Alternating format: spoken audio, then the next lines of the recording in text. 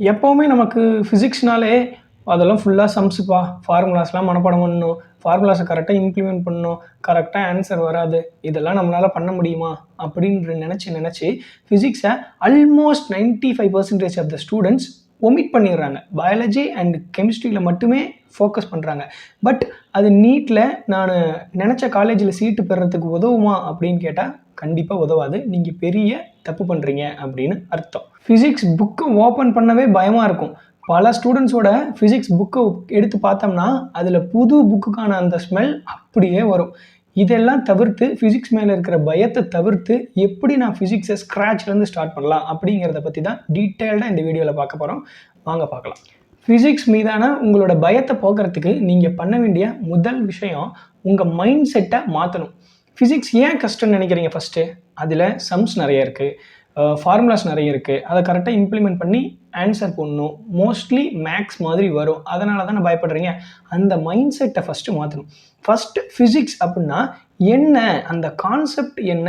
என்ன விஷயம் நடக்குது? ஃபோர்ஸ்னா அங்க என்ன நடக்குது? மொமெண்டம்னா அங்க என்ன நடக்குதுங்கிற விஷயத்த தெரிஞ்சுக்கணும். இந்த விஷயத்த தெரிஞ்சுக்கிறதுக்கு என்ன பண்ணணும் அப்படின்னு பார்த்தீங்கன்னா, ஏன்? எதுக்கு? எப்படி? அப்படிங்கிற கேள்வி உங்களுக்குள்ள நெறைய எழும். கண்டிப்பா எழும். ஆனா அந்த கேள்விகளுக்கு கடைசி வரைக்கும் ஆன்சர் தெரியாமலே காலத்த ஓட்டுறவங்க தான் ஃபிசிக்ஸ்ல மார்க் எடுக்க முடியாம போகுது. ஸோ நம்ம கியூரியாசிட்டிய, இன்ட்ரெஸ்ட்ட எதுல டெவலப் பண்ணிக்கணும்னு பார்த்தீங்கன்னா, எதுக்காக இந்த விஷயம்லாம் நடக்குது? இந்த கான்செப்ட் எப்படி இது வொர்க் ஆகுது? அப்படிங்கிறத பத்தி நம்ம இன்ட்ரெஸ்ட்டும், கியூரியாசிட்டியும் இருந்துச்சு அப்படிங்கிற பட்சத்தில மார்க்ஸ் தானா நம்ம மடியில வந்து விழும். 2வதா பலர் பண்ற தப்பு என்ன அப்படின்னு பார்த்தீங்கன்னா, நான் சம் சால்வ் பண்ண போறேன் அப்படின்னு எடுத்ததையுமே ஹை லெவல் புக்ஸ், இந்த அரிஹண்ட் மாதிரியான காம்ப்ளெக்ஸான ப்ராப்ளம்ஸ் இருக்கிற புக்ஸ எடுத்து சால்வ் பண்ண ஆரம்பிக்கிறது.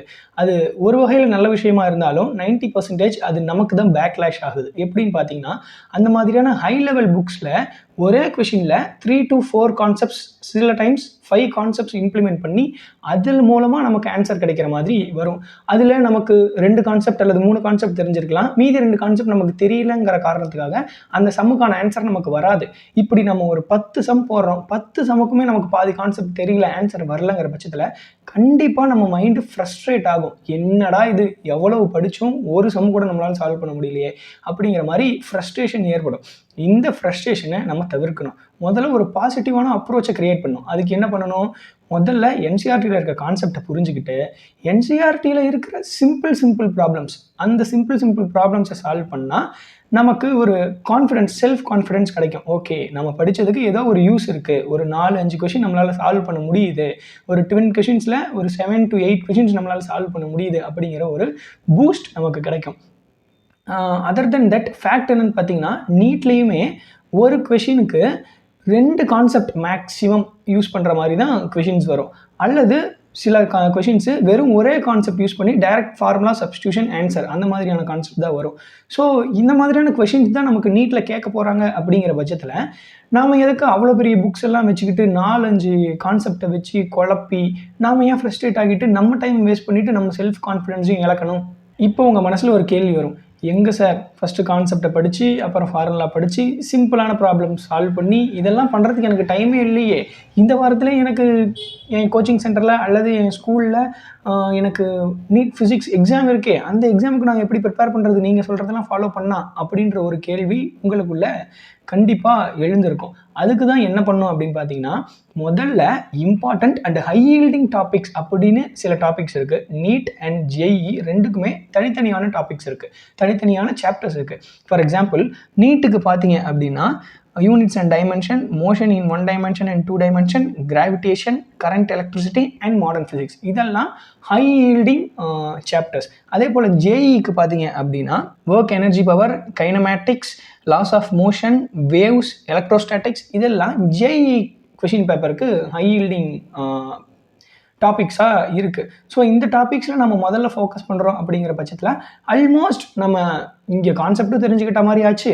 அதே போல் நமக்கு ஸ்கூல்லையோ அல்லது நம்ம கோச்சிங் இன்ஸ்டியூட்லேயோ நம்ம வைக்கிற டெஸ்ட்டில் நிறைய மார்க்ஸ் ஸ்கோர் பண்ணுறதுக்கு நமக்கு ஹெல்ப்ஃபுல்லாக இருக்கும். அடிஷ்னலான விஷயம் பார்த்தீங்கன்னா, இப்போ நான் மென்ஷன் பண்ணேன் இல்லையா, நீட்டுக்கு சில சாப்டர்ஸ், ஜேஇக்கு சில சாப்டர்ஸ், அந்த சாப்டர்ஸ்லாம் ஆல்மோஸ்ட் ஃபார்முலாஸ் கம்மியாக இருக்கும். ஆனால் அந்த குறிப்பிட்ட ஃபார்முலாஸ் வச்சு நிறைய ப்ராப்ளம்ஸ், நிறைய questions NEET and JEE question பேப்பர்ஸில் கேட்குறதுக்கு வாய்ப்பு அதிகமாக இருக்கும். ஸோ ஈஸியாக படிக்கிறது கம்மியாக இருக்குது, ஆனால் கிடைக்கிற மார்க்ஸ் அறுவடை பண்ணுறது அதிகமாக இருக்குன்ற பட்சத்தில் நம்ம அதில் ஃபஸ்ட்டு ஃபோக்கஸ் பண்ணுறது தானே புத்திசாலித்தனம்.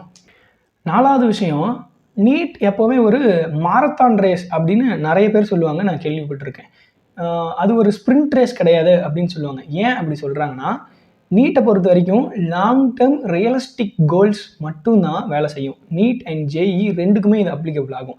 அதாவது ஒரு 10 நாளைக்கு அல்லது 15 நாளைக்கு நான் ஒரு லாங் டேர்ம் கோல் வச்சுட்டு அந்த கோலை நோக்கி டெய்லியும் நான் ஓடிட்டே இருக்கணும். டெய்லி நான் 4 ஸ்டெப் 5 ஸ்டெப் எடுத்து வச்சாலும் சரி, ஆனால் அந்த 15 நாளைக்குமே நான் அந்த 5 ஸ்டெப்பு எடுத்து வைக்கணும்.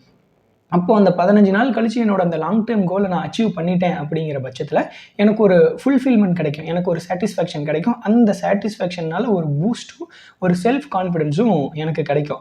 பட் நிறைய ஆஸ்பிரன்ஸ் பண்ணக்கூடிய தவறு என்ன அப்படின்னு பார்த்தீங்கன்னா, இன்றைக்கி எடுத்து வைக்கிறேன், இன்றைக்கி நான் 2 சாப்டர் முடிக்கிறேன் அப்படின்ற ஒரு செல்ஃப் மோட்டிவேஷன் நல்லதாக இருந்தாலும் ஓவர் கான்ஃபிடென்ஸ் நல்லதில்லை இல்லையா?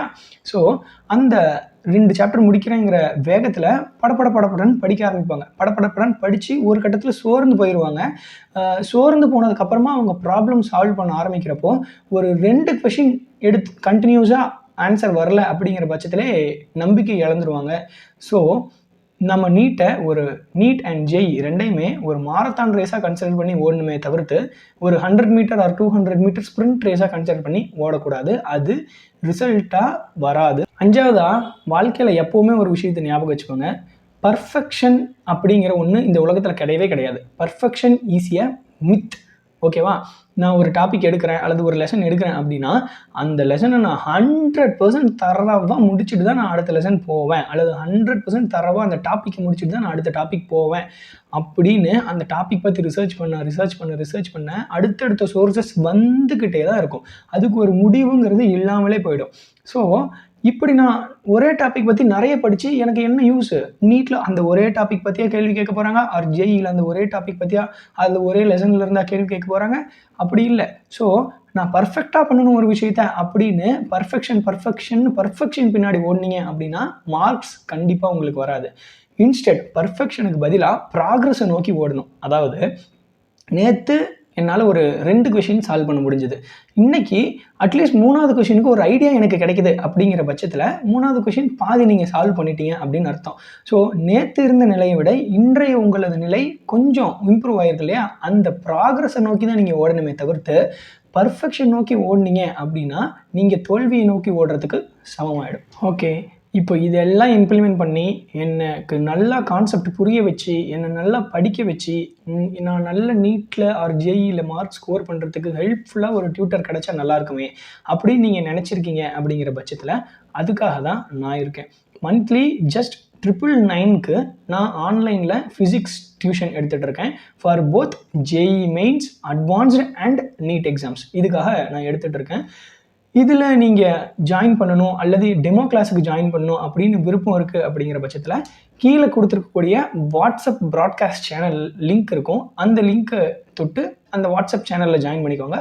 ஃபர்தர் அப்டேட்ஸ் அந்த வாட்ஸ்அப் சேனலில் கொடுப்பேன். இந்த வீடியோ உங்களுக்கு புரிஞ்சிருக்குன்ற பட்சத்தில் வீடியோவுக்கு லைக் பண்ணுங்கள். வீடியோ கீழே உங்களுக்கு ஏதாச்சும் டவுட்ஸ் இருந்தால் கமெண்ட் பண்ணுங்கள். நம்ம வீடியோவை உங்களோட நீட் ஆஸ்பிரன்ஸ் ஆர் ஜேஇ ஆஸ்பிரன்ஸ்க்கு ஷேர் பண்ணுங்கள், அல்லது உங்களோட பேரண்ட்ஸ் ஃபேமிலிக்கு ஷேர் பண்ணுங்கள். நம்ம சேனலுக்கு சப்ஸ்கிரைப் பண்ணுங்கள். அப்போ தான் என்னோடய further updates R further offers R further videos உங்களை சேர்ந்து வரும். Okay, thank you.